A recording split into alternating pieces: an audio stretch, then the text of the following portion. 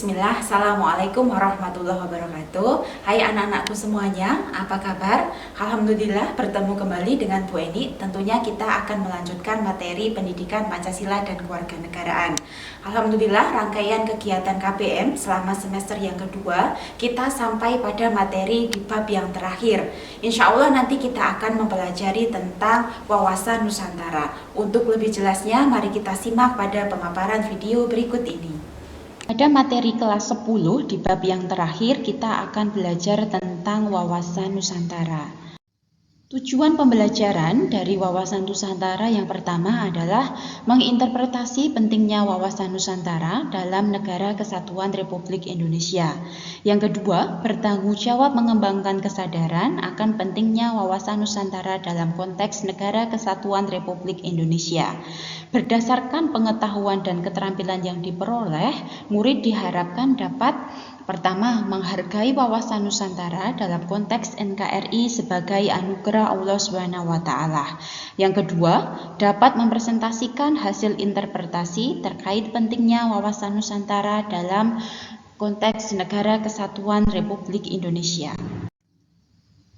Wawasan Nusantara sebagai cara pandang juga mengajarkan bagaimana pentingnya membina persatuan dan kesatuan dalam segenap aspek kehidupan bangsa dan negara.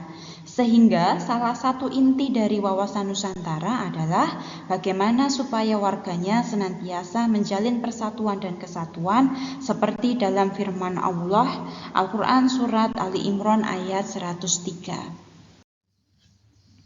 Ada beberapa pendapat mengenai pengertian dari wawasan Nusantara.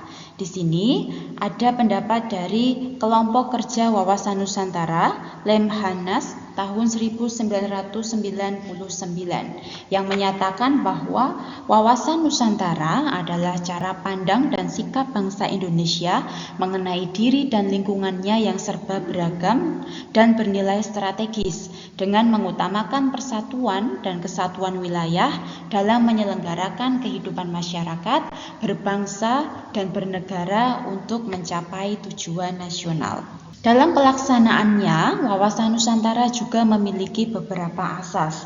Yang pertama adalah kepentingan yang sama. Yang kedua adalah keadilan, yang artinya terdapat kesesuaian pembagian hasil, jeripayah dan usaha, dan kegiatan baik orang perorangan, golongan, kelompok, ataupun daerah.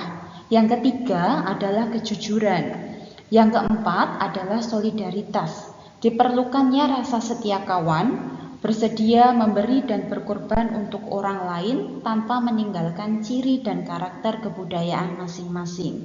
Dan yang kelima adalah kerjasama, merupakan adanya koordinasi, saling pengertian yang didasarkan atas kesetaraan sehingga kerja kelompok, baik kelompok kecil maupun kelompok besar, dapat bersinergi dengan baik. Dan yang terakhir adalah kesetiaan.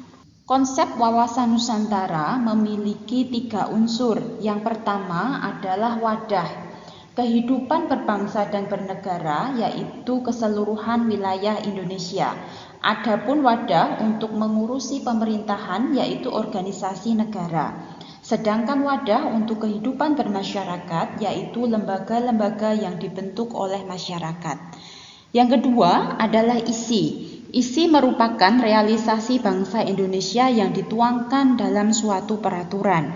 Peraturan tersebut akan menjadi patokan kehidupan bagi bangsa. Bentuknya seperti yang termuat dalam Undang-Undang Dasar 1945 dengan peraturan-peraturan pelaksananya.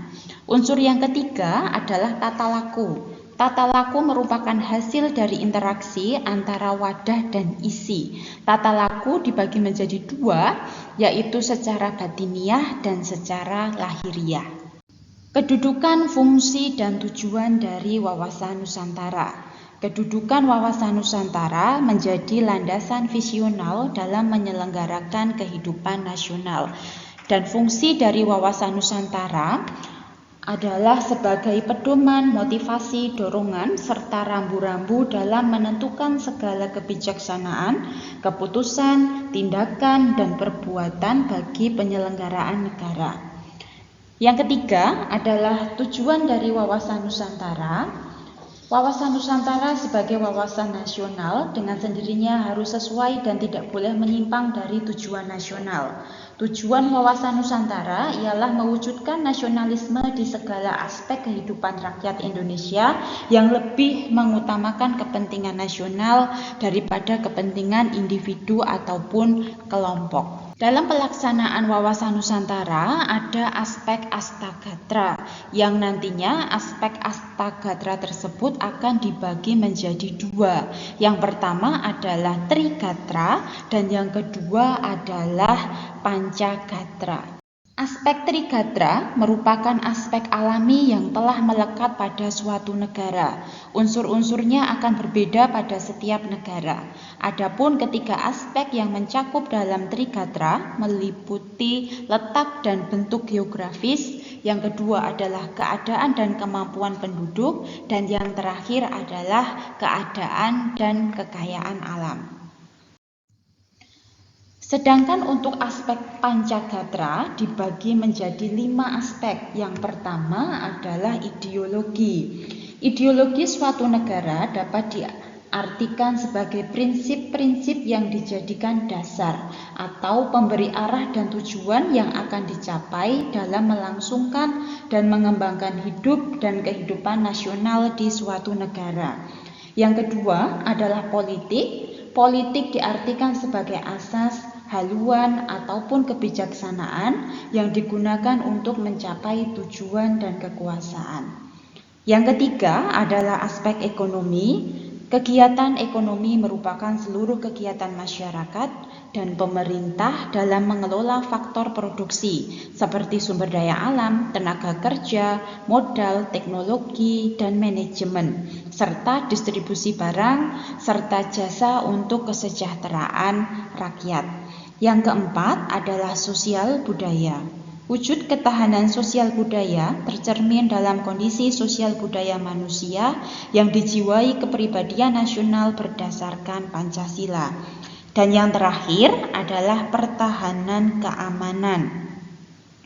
Pertahanan keamanan diartikan sebagai kondisi dinamik kehidupan pertahanan keamanan bangsa Indonesia yang berisi keuletan dan ketangguhan yang mengandung kemampuan untuk mengembangkan kekuatan nasional dalam menghadapi dan mengatasi ancaman, gangguan, hambatan, dan tantangan yang datang baik dari dalam negeri ataupun dari luar negeri. Demikian tadi pemaparan yang dapat Bu Eni sampaikan. Semoga bermanfaat bagi kalian semuanya. Sampai jumpa pada video berikutnya. Assalamualaikum warahmatullahi wabarakatuh.